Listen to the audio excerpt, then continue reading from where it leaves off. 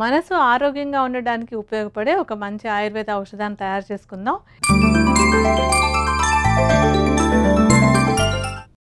ఈ ఔషధం తయారు చేసుకోవడానికి మనకి మానసిక ఒత్తిడిని తగ్గించేటువంటివి, అలాగే మనసు ఉల్లాసంగా ఉండడానికి ఉపయోగపడేటువంటివి కొన్ని ఆయుర్వేద మూలికలు ఉంటాయి.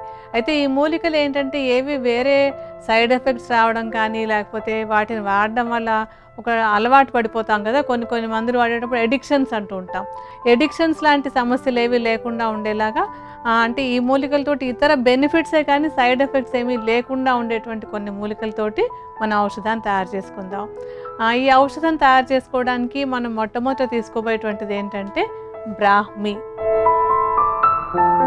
ఈ బ్రాహ్మి అనేది ఒక తీగలాగా పాకేటువంటి మూలిక అనమాట. చాలా చిన్న మూలిక, అంటే పెద్ద పెద్ద ఆకులు, పెద్ద పెద్ద బెరళ్ళు అవి ఏమి ఉండవు, కానీ దీనికి చాలా చిన్న తీగలాగా ఉండేటువంటి మూలిక. కానీ ఇది మెదడుకు ఒక చక్కటి టానిక్ లాగా ఉపయోగపడుతుంది. అలాగే మానసిక ఒత్తిడిని తగ్గించడానికి, మనసు హాయిగా ఆనందంగా ఉండడానికి కూడా ఈ బ్రాహ్మి అనేటువంటిది బాగా ఉపయోగపడుతుంది. అంటే జనరల్గా అందరికీ ఎక్కువగా ఈ రోజుల్లో తెలిసినటువంటిది ఏంటంటే బ్రాహ్మి అంటే ఒక మెమరీ టానిక్. పిల్లలు కనుక ఈ బ్రాహ్మి వేసుకుంటే వాళ్ళకి జ్ఞాపక శక్తి పెరుగుతుంది అన్నది చాలామందికి తెలిసినటువంటి అంశం. ఆ ఉపయోగం ఎలాగో ఉంటుంది, కానీ దాంతోపాటుగా మనసును ప్రశాంతంగా ఉంచడానికి, మానసిక ఒత్తిడి తగ్గించడానికి కూడా బ్రాహ్మి చాలా బాగా ఉపయోగపడుతుంది. బ్రాహ్మికి ఏంటంటే మొత్తం అన్ని పార్ట్స్ని, తీగ, దానికి ఉండేటువంటి కాండము, ఆకులు అన్నీ కూడా మనం ఔషధంలో వాడుకోవచ్చు. ఈ మొత్తం మూలికని నీడలో ఎండబెట్టేసుకోవాలి. బాగా ఎండిన తర్వాత దాన్ని ఒక చూర్ణంలా చేసుకోండి. అలా చేసుకున్నటువంటి బ్రాహ్మి చూర్ణాన్ని ఒక 50 గ్రాముల పరిమాణంలో తీసుకోండి. బ్రాహ్మి చూర్ణం వేసుకున్నాక మనకు కావాల్సినటువంటి తర్వాత మూలిక ఏంటంటే వచ. వచ అని దీన్ని సంస్కృతంలో అంటాం. అదే తెలుగులో మనకు మామూలుగా అందరూ వాడేటువంటి పేరు ఏంటంటే వసకొమ్ము అని. సామాన్యంగా కూడా ఏంటంటే పిల్లలు బాగా మాట్లాడకపోయినా, మాటలు ఆలస్యం అవుతున్నా కూడా ఇళ్లలో ఈ వసకొమ్ము వేయాలి అంటూ ఉంటారు. ఎందుకంటే ఇది ఒక చక్కటి బ్రెయిన్ టానిక్ అనమాట.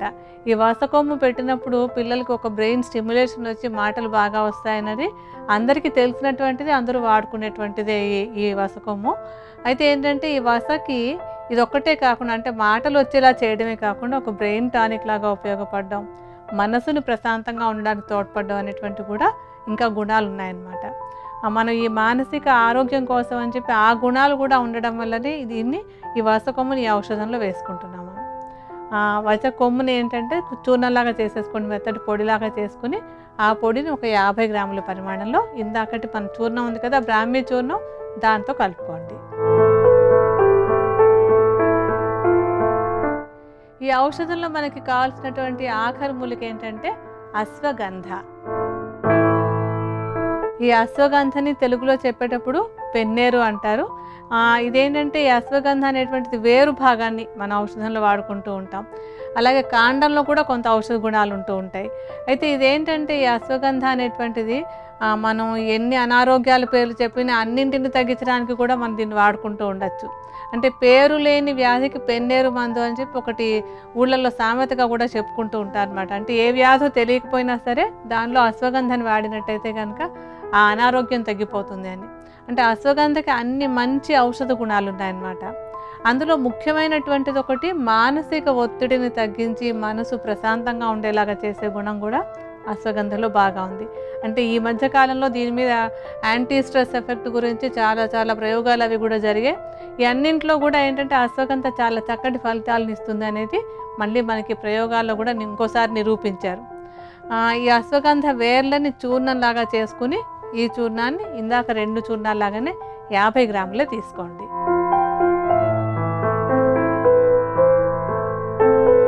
మనకి ఈ ఔషధానికి కావాల్సినటువంటివి ఈ 3 మూలికలే. మనం 3 తీసుకున్నాం కదా, బ్రాహ్మీ వేసుకున్నాం, తర్వాత వస చూర్ణం వేసుకున్నాం, అశ్వగంధ చూర్ణం వేసుకున్నాం. ఈ 3 చూర్ణాలని ఇప్పుడు బాగా కలుపుకుందాం.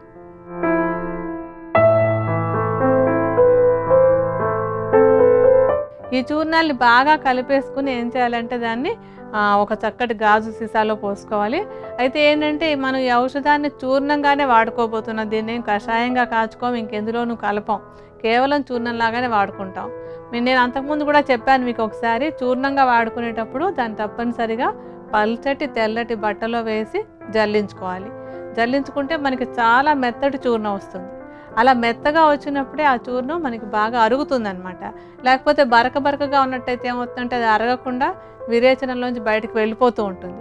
అందుకని జాగ్రత్తగా దాన్ని చక్కగా మెత్తటి చూర్ణంలాగా చేసుకొని మెత్తటి బట్టలో జల్లించి ఆ ఫైన్గా ఉన్న చూర్ణాన్ని సీసాలో పోసి ఉంచుకోండి. ఉంచేసుకుని దీన్ని ఎలా వాడుకోవడం అంటే సుమారుగా ఒక 3 నుంచి 5 గ్రాముల పరిమాణంలో ఈ చూర్ణాన్ని తీసుకోవాలి. సుమారుగా ఈ మాత్రం చూర్ణాన్ని తీసుకుని ఈ చూర్ణంలో కొంచెం పటిక బెల్లాన్ని వేసుకోవాలి, కొద్దిగా రుచికి అన్నట్టుగా అన్నమాట. ఔషధ చూర్ణం పటిక బెల్లం పెట్టుకున్నాక దీనిలో కొంచెం మంచి నేతిని కలుపుకోవాలి.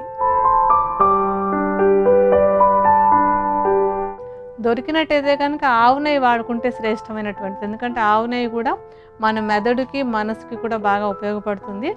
దొరకనట్టయితే కనుక మంచి నెయ్యి చక్కగా ఇంట్లో తయారు చేసుకున్నటువంటి నేతిని వాడండి. బజార్లో కొన్నటువంటి నేతిలో చాలాసార్లు మనకి డాల్డా అది కలిసి ఉంటుంది కనుక అలా కాకుండా ఇంటి దగ్గర తయారు చేసుకున్నటువంటి స్వచ్ఛమైన నేతిని ఇందులో కొంచెం కలుపుకోండి.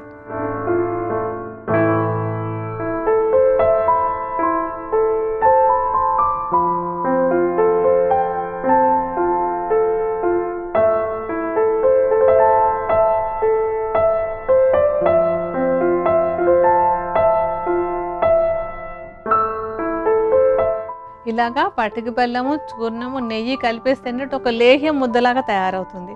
అలా ముద్దలా తయారైనటువంటి దాన్ని ఉదయం ఒకసారి, సాయంత్రం ఒకసారి, అంటే భోజనం చేసిన ఒక 15-20 నిమిషాల తర్వాత దీన్ని తీసుకుంటూ ఉండాలి. ఈ విధంగా 2 పూట్ల కనుక వాడుతూ ఉన్నట్టయితే కనుక ఈ మానసిక ఒత్తిడి అది తగ్గి మనసు ఆరోగ్యంగా ఉండడానికి ఉపయోగపడుతుంది. అయితే ఎవరు తీసుకోవచ్చు, ఎవరు తీసుకోకూడదు అనేటువంటి సందేహం కూడా కలుగుతుంటుంది కొంతమందికి. నేను వేసుకోవచ్చా లేదా, నాకు మధుమేహం ఉంది, లేకపోతే నేను బీపీతో బాధపడుతున్నాను, వేసుకోనా వద్దా, నాకు ఏ ప్రాబ్లం లేదు, నేను వేసుకోవచ్చా లేదా, ఇలాంటి రకరకాల సందేహాలు వస్తూ ఉంటాయి కదా. అయితే ఏంటంటే ఈ ఔషధాన్ని ఎవరైనా వాడుకోవచ్చు. బీపీ ఉన్నవాళ్ళు వాడుకోవచ్చు, మధుమేహం ఉన్నవాళ్ళు వాడుకోవచ్చు, ఎటువంటి అనారోగ్యాలు ఉన్నవాళ్ళైనా సరే దీన్ని నిర్భయంగా వాడుకోవచ్చు అన్నమాట. అయితే ఏంటంటే మధుమేహంతో బాధపడుతున్నటువంటి వాళ్ళు ఉన్నట్టయితే వాళ్ళు కొంచెం ఈ పటిక బెల్లం వేసుకోవడం మానేసి కేవలం చూర్ణాన్ని, నేతిని కలుపుకుని తీసేసుకోవచ్చు. నెయ్యి కాస్తంత వేసుకున్నంత మాత్రాన కొలెస్ట్రాల్ పెరుగుతుంది లాంటి సందేహాలు ఏమీ అవసరం లేదు. స్వచ్ఛమైన కాస్తంత నెయ్యి వేసుకున్నంత మాత్రాన అనారోగ్యాలు ఏమీ రావు, ఆరోగ్యం చక్కగా ఉంటుంది. అందుకని ఎవరైనా సరే ఈ ఔషధాన్ని చక్కగా దీర్ఘకాలం పాటు వాడుకుని మనసుని హాయిగా ఉంచుకోవచ్చు. అలాగే మానసిక ఆరోగ్యం ద్వారా శరీరాన్ని కూడా ఆరోగ్యంగా ఉంచుకోవచ్చు.